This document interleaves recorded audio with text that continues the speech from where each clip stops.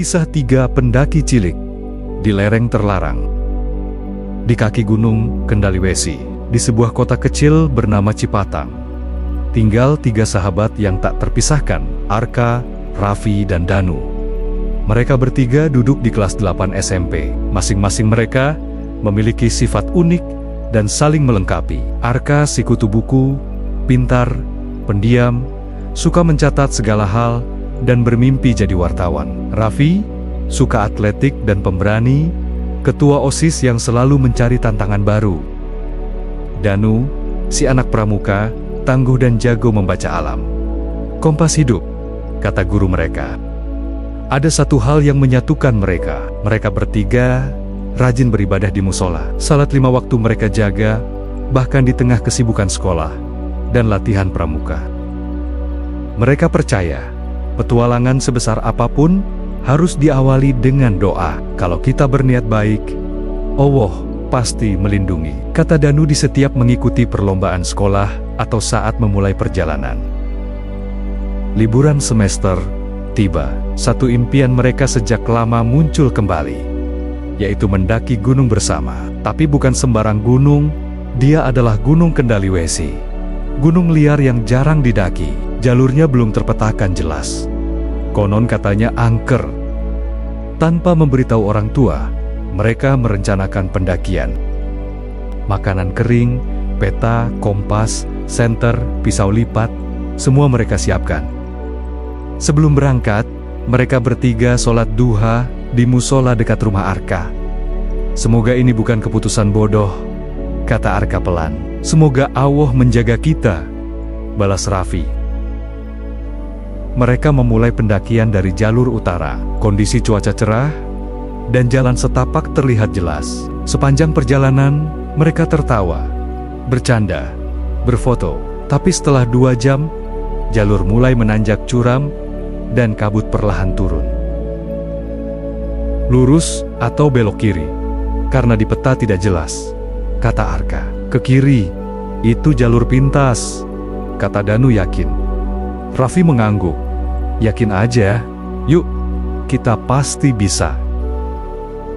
Mereka berjalan berbelok ke jalur sempit, dan tanpa sadar, mereka mulai masuk ke wilayah yang asing. Hutan lebat dengan pepohonan tua dan suara alam yang perlahan menghilang, sampai terdengar geraman pelan dari balik semak. Ternyata suara dari seekor macan tutul.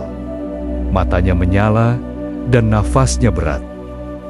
Danu berbisik, "Jangan bergerak." Raffi panik. Kakinya menginjak ranting kering.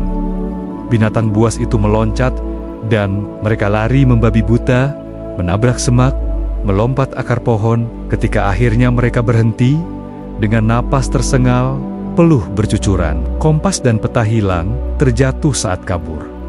Mereka pun tersesat. Malam turun begitu cepat. Mereka membuat bivak darurat dari terpal dan daun. Angin dingin menggigit, perut kosong, dan hati was-was. Dalam gelap itu, Danu menggelar jaket tipisnya sebagai alas. "Sholat dulu yuk," katanya pelan. Arka dan Raffi mengangguk. Di atas tanah dingin, mereka bertiga menunaikan sholat maghrib dan isya dengan tayamum. Selanjutnya mereka berdoa dalam tangis tertahan. "Ya Allah, tolong kami. Jangan biarkan kami mati di sini," bisik Arka. Mereka pun tertidur dalam kegelisahan. Hati masih menggantung antara harapan dan bahaya. Pagi harinya, mereka menyusuri sungai kecil, berharap menemukan jalan pulang. Setelah berjam-jam berjalan, mereka mencium bau ganjil. "Apa kalian mencium sesuatu? Seperti rumput busuk?" kata Raffi. Mereka menyibak semak belukar dan terkejut melihat ladang luas tertutup jaring hijau.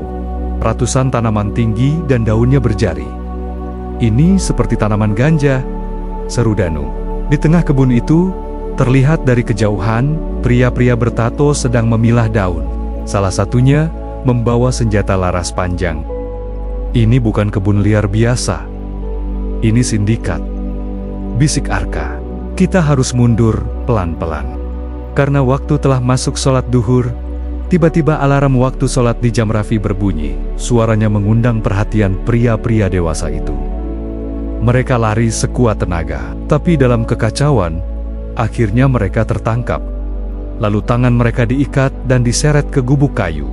Seorang pria tinggi yang bertato ular di lengannya menatap mereka. "Anak SMP kok mainnya ke tempat orang dewasa?" katanya sambil mengasah pisau. Mereka diam ketakutan. Arka terus berzikir dalam hati. Raffi membaca surat pendek dan Danu menutup mata. Lalu berbisik, "Kita sholat dulu yuk, biar kuat." Mereka sholat dengan isyarat, sambil duduk bersandar dengan tangan mereka yang terikat. Di gubuk gelap itu, mereka berserah sepenuhnya kepada Allah. Malam harinya, lewat celah papan, mereka mendengar percakapan. 3 karung siap, pengiriman nanti jam 3, lewat jalur selatan. Kalau bocah ini ribut, buang saja di jurang. Itu bukan ancaman kosong. Mereka tahu nyawa mereka dalam bahaya. Mereka harus kabur atau mati. Jam 1 pagi, penjaga mulai mengantuk. Raffi diam-diam mengeluarkan pisau lipat dari sepatunya. Danu mengawasi celah pintu. Arka menghitung waktu. Mereka berhasil memotong tali. Perlahan, pintu dibuka. Di malam yang dingin dan hening, mereka merangkak keluar. Tapi seekor anjing penjaga menggonggong keras. Mereka pun berlari, naik bukit, meluncur di lumpur, melompat parit. Terdengar tembakan peringatan dari penjaga yang berusaha mengejar. Mereka terus berlari menyusuri sungai hingga merasa aman dari kejaran. Meski kaki berdarah dan jantung berdetak tak karuan. Setiap kali lelah, mereka berhenti dan berdoa, "Ya Allah, lindungi kami." Langit masih gelap. Mereka melihat kerlip lampu di kejauhan. Mereka bergegas menuju ke arah lampu berasal. Ternyata lampu itu berasal dari sebuah rumah kayu kecil. Mereka mengetuk pintunya. Seorang bapak tua membuka pintu. Kasihan melihat kondisi mereka, sang bapak tua langsung memberi air dan makanan. Keesokan harinya, bapak tersebut mengantar mereka ke kantor kepala desa. Awalnya, tak ada yang percaya cerita mereka. Tapi ketika Arka menunjukkan sketsa lokasi, dan Danu menjelaskan alur sungai dan arah matahari, kepala desa mulai gelisah. Kemudian Pak Kepala Desa segera menghubungi Polres. Pagi menjelang siang, tim polisi bersenjata naik ke gunung dipandu Arka, Raffi dan Danu. 1 regu polisi bersenjata, lengkap dengan 2 ekor anjing pelacaknya bergerak cepat menuju lokasi. Mereka mengepung kebun itu untuk menyergap para sindikat. Sambil menembakkan tembakan peringatan ke langit, komandan polisi berteriak, "Jangan bergerak, kalian sudah dikepung." Mendengar suara tersebut, para penjaga kebun terkejut dan panik. Mereka berusaha kabur, namun kemudian berhasil ditangkap. Polisi berhasil menemukan barang bukti, 50 kg ganja kering, senjata api rakitan, dan buku catatan transaksi. Anggota sindikat dan barang buktinya segera digelandang ke Polres. Sindikat itu ternyata jaringan pengedar besar antar daerah. Polisi menyebut tempat itu Kebun Hantu Kendali Wesi. Media nasional meliput kejadian ini. Wajah 3 anak kampung ini terpampang di televisi. Atas keberaniannya, Kapolda memberikan mereka penghargaan dan juga mendapatkan hadiah beasiswa. Ketiganya menjadi sangat dikenal di sekolah dan kampungnya. Bahkan mereka diundang ke acara televisi dan diberi gelar 3 pelajar pemberani pembongkar sindikat ganja. Orang tua mereka menangis bangga. Dulu mereka hanya anak-anak SMP yang ingin naik gunung. Kini mereka menjadi simbol perlawanan terhadap kejahatan. Arka, Raffi dan Danu bersyukur atas apa yang mereka alami. Allah benar-benar menolong kita, kata Raffi.